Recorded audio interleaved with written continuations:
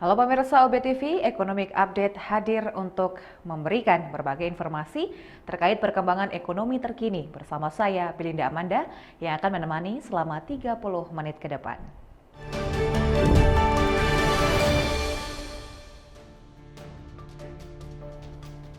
Rangkuman berita yang pertama, pemirsa, nilai tukar mata uang rupiah selama sepekan mengalami penurunan, namun nilai dolar masih di angka 15 ribuan. Pemerintah tetapkan biaya haji ditanggung jemaah 49,81 juta setelah lakukan diskusi panjang.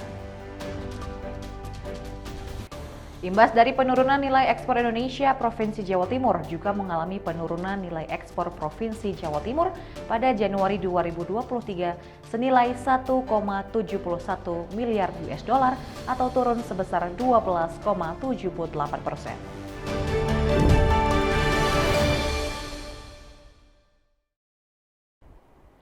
Memasuki berita yang pertama, pemirsa, minggu ini mata uang rupiah kembali mengalami penurunan atau melemah. Berikut ini catatan sepekan di minggu kedua bulan Februari. Pada 14 Februari 2023, kurs jual senilai Rp15.292 dan nilai tukar mata uang rupiah senilai Rp15.139. 15 Februari 2023, kurs jual senilai Rp15.243 dan nilai tukar mata uang rupiah senilai Rp15.092. 16 Februari, kurs jual senilai Rp15.269 dan nilai tukar mata uang rupiah senilai Rp15.118. 17 Februari, kurs jual senilai Rp15.251 dan nilai tukar mata uang rupiah senilai Rp15.100. 20 Februari, kurs jual senilai Rp15.275 dan nilai tukar mata uang di Rp15.123. Pada 21 Februari, kurs jual senilai Rp15.243 dan nilai tukar mata uang rupiah senilai Rp15.092.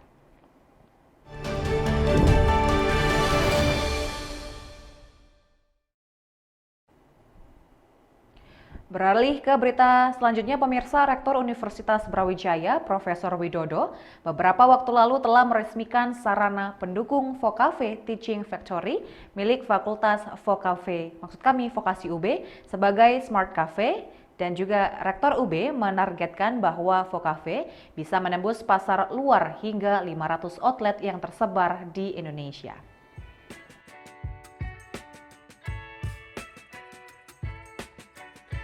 Vokave yang terletak di lantai 2 gedung Vokasi Kampus UB Diang ini merupakan kerjasama antara Fakultas Vokasi UB dengan UB Coffee yang berada di bawah naungan Badan Usaha Non-Akademik atau BUNA.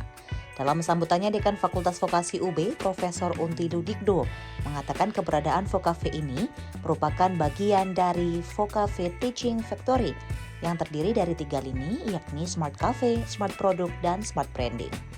Konsep Vokave ini tidak hanya menghadirkan makanan dan minuman yang berkualitas, namun juga memiliki nilai lebih dengan konsep Smart Cafe, Smart Product, dan juga Smart Branding. Di sisi lain, secara khusus Rektor asal Bojonegoro ini menantang Vokasi dan BUNA untuk bisa mengembangkan Vokave tidak hanya di dalam kampus UB, namun bisa hadir di berbagai titik hingga ratusan outlet.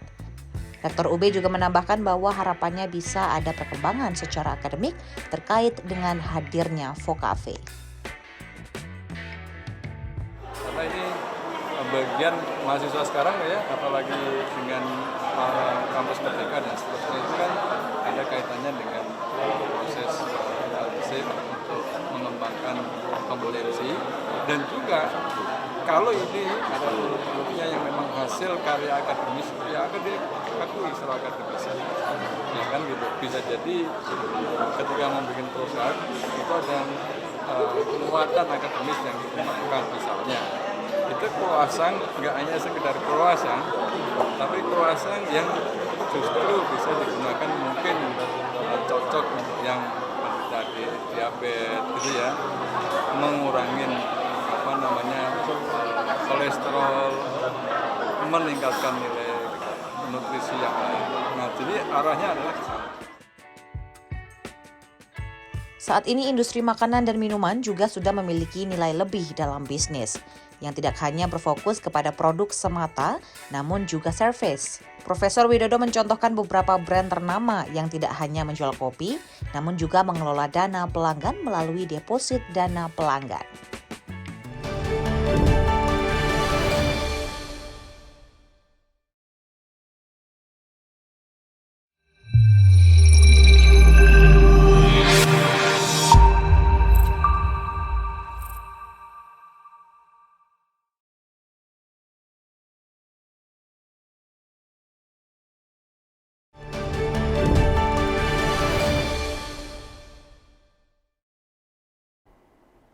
Pemirsa, Menteri Keuangan Sri Mulyani Indrawati memberikan update agenda kunjungan kerjanya selama di Jepang kepada para wartawan secara daring pada Selasa lalu di Wisma KBRI Tokyo. Menkyu mengatakan bahwa kunjungan kerja ini adalah dalam rangka untuk terus meningkatkan hubungan bilateral Indonesia-Jepang yang sudah terjalin sangat baik selama ini, serta untuk menghadiri beberapa undangan yang penting selama 2 hari terakhir. Dalam pertemuannya, selain Kemenkyu memberikan update mengenai kebijakan-kebijakan ekonomi, terutama APBN fiskal dalam menangani pandemi COVID-19 dan juga di sisi pemulihan ekonomi, Kemenkyu juga memberikan penjelasan mengenai ketentuan Indonesia di ASEAN pada tahun ini. Selain itu, dalam kesempatan ini, Menkyu menyampaikan update terkini perkembangan dan prospek ekonomi Indonesia yang cukup impresif di tengah gejolak dan perlambatan ekonomi global, serta arah kebijakan pembangunan ekonomi hijau di Indonesia, khususnya terkait Energy Transition Mechanism.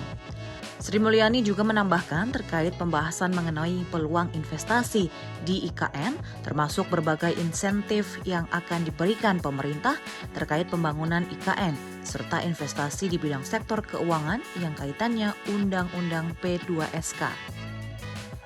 Selanjutnya, Menkyu Suzuki mengatakan bahwa Jepang akan mendukung peningkatan kapasitas dan peran AMRO, khususnya untuk ASEAN Plus 3 Finance Process, dengan menjajaki inisiatif baru dan memperkuat tata kelola dan inklusivitas. Sri Mulyani berharap dalam kunjungan kerjanya ini, Indonesia bisa terus melakukan hubungan bilateral, khususnya dalam bidang ekonomi dan keuangan. Selanjutnya, pemirsa, operasi pasar gencar dilakukan oleh Jokowi di seluruh penjuru tanah air. Beberapa waktu lalu, Jokowi melakukan sidak pasar yang berada di Pasar Wonokromo, Surabaya. Presiden ke-7 ini mengatakan bahwa harga komoditas pangan di Jawa Timur terbilang stabil. Presiden RI Joko Widodo beberapa waktu lalu mengunjungi Pasar Wonokromo, Surabaya. Dalam kunjungannya, Presiden menyampaikan bahwa kunjungan ke Pasar Wonokromo, Surabaya sebagai upaya cek apakah beras operasi pasar dari Bulog sudah sampai di pasar-pasar dan warung-warung. Tidak hanya itu, Presiden juga mengecek harga bahan pokok lainnya, seperti minyak goreng yang sering mengalami naik turun harga, kemudian bawang merah dan juga telur. Presiden berharap harga semua bahan pokok akan kembali stabil.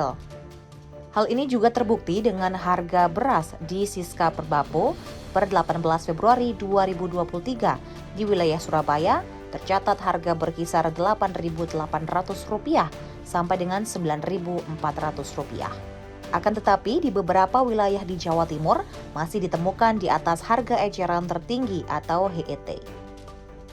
Di Jawa Timur, harga beras dengan rata-rata tertinggi di Kabupaten Pamekasan yang mencapai Rp12.250 dan harga beras rata-rata terendah di Rp8.260 di Kabupaten Situbondo.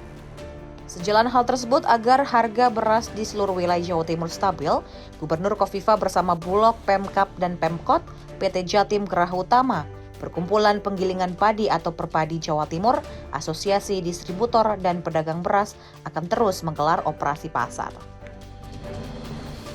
Presiden Jokowi mengungkapkan sejak 5 hari yang lalu telah dilakukan operasi beras dari Bulog yang diharapkan mampu menstabilkan harga beras. Ia juga mengatakan bahwa secara nasional akan segera masuk masa panen pada akhir bulan yang diproduksinya kira-kira mencapai 1 juta ton dan 1,9 juta ton pada Maret 2023.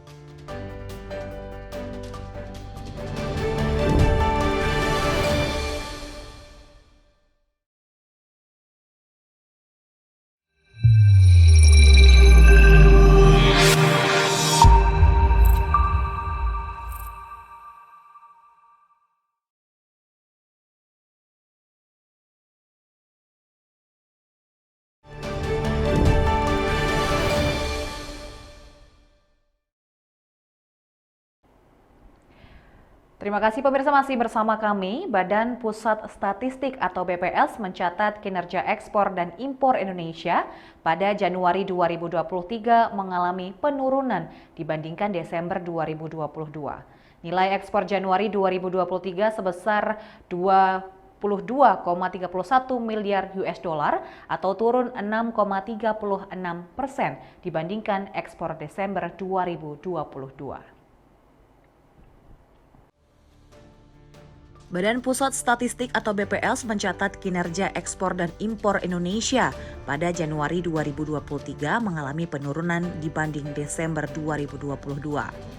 Meski demikian, neraca perdagangan pada Januari ini masih tercatat surplus 3,87 miliar US dollar. Deputi BPS Muhammad Habibullah menyebutkan ekspor non-migas turun 6,8%. Penurunan terbesar menurut golongan barang terjadi pada komoditas bahan bakar mineral. Sementara peningkatan terbesar ekspor secara bulanan terjadi pada logam mulia dan perhiasan. Perkembangan ekspor, itu nilai ekspor Januari 2023 mencapai 22,31 miliar US dollar atau turun 6,36% dibanding bulan Desember tahun 2022. Kalau kita lihat lebih rinci ke dalam dengan rincian ekspor migas yang warnanya agak oranye dan non migas agak warna hijau, tampak terlihat bahwa untuk ekspor migas terjadi kenaikan 0,98%.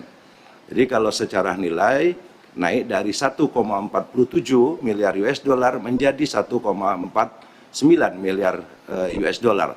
Hal lain adalah terjadi penurunan untuk ekspor non-migas untuk mantuman. Ini turun sebesar minus 6,84% atau turun dari 22,36 miliar US dollar menjadi 20,83 miliar US dollar. Kalau kita lihat dalam grafik yang lain chart untuk perkembangan ekspor mantuman dalam 3 tahun terakhir, pertumbuhan ekspor Indonesia bulan Januari memiliki pola yang sama. Itu tampak dilihat bahwa bila kita bandingkan dengan Desember, yaitu mengalami penurunan secara mantuman. Nah, penurunan ekspor secara total ini melanjutkan penurunan yang juga terjadi di bulan sebelumnya pada Desember 2022. Ekspor total turun 1,10% terhadap November 2022. Penurunan ekspor pada 5 bulan terakhir ini terjadi baik dari sisi nilai maupun volume.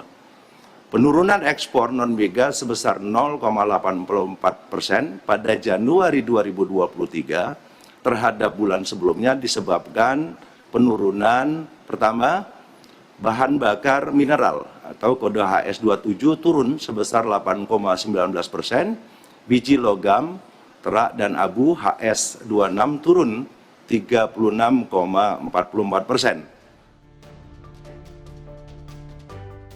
Sementara itu, ekspor migas Januari 2023 mencapai 1,49 miliar US dollar atau naik 0,98% dari bulan sebelumnya. Adapun secara tahunan angkanya meningkat 65,03%. Dari sisi sektor, ekspor pertambangan meningkat 121,46% dari periode yang sama dari tahun lalu. Posisi kedua adalah migas yang naik 65,03%. Adapun BPS mencatat harga batu bara mengalami penurunan turun hingga 16,15% ke level 318 US dollar per ton. Sementara itu, gas alam turun di 40,53% menjadi 3,1 US dollar per MMBTU.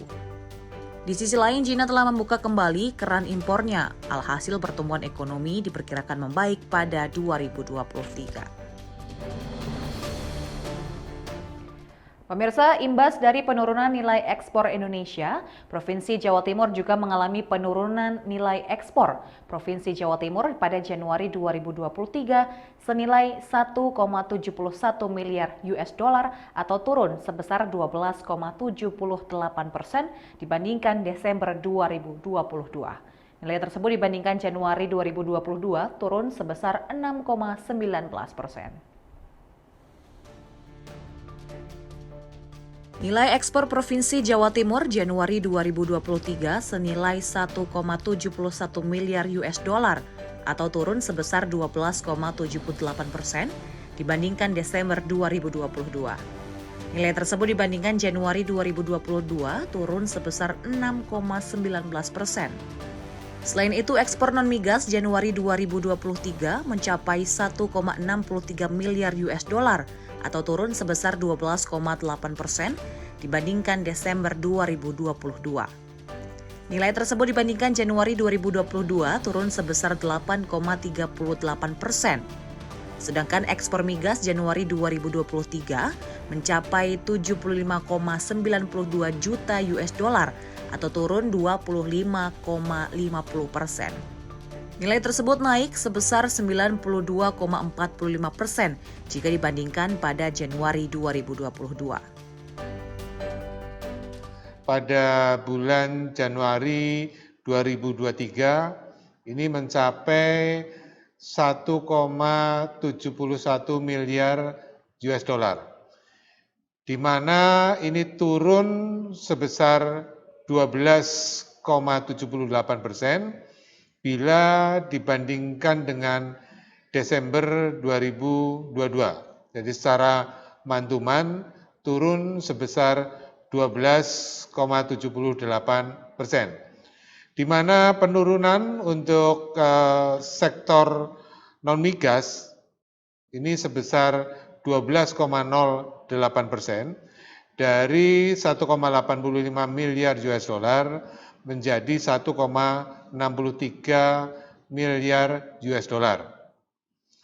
Sedangkan untuk sektor migas di Januari 2023 ini juga mengalami penurunan dari 0,10 miliar US dollar menjadi 0,08 miliar US dollar atau turun sebesar 25,50%.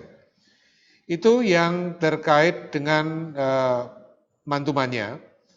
Sedangkan secara year on year, yaitu Januari 2023, bila kita bandingkan dengan Januari 2022, nilai ekspor Jawa Timur ini juga turun sebesar 6,19%.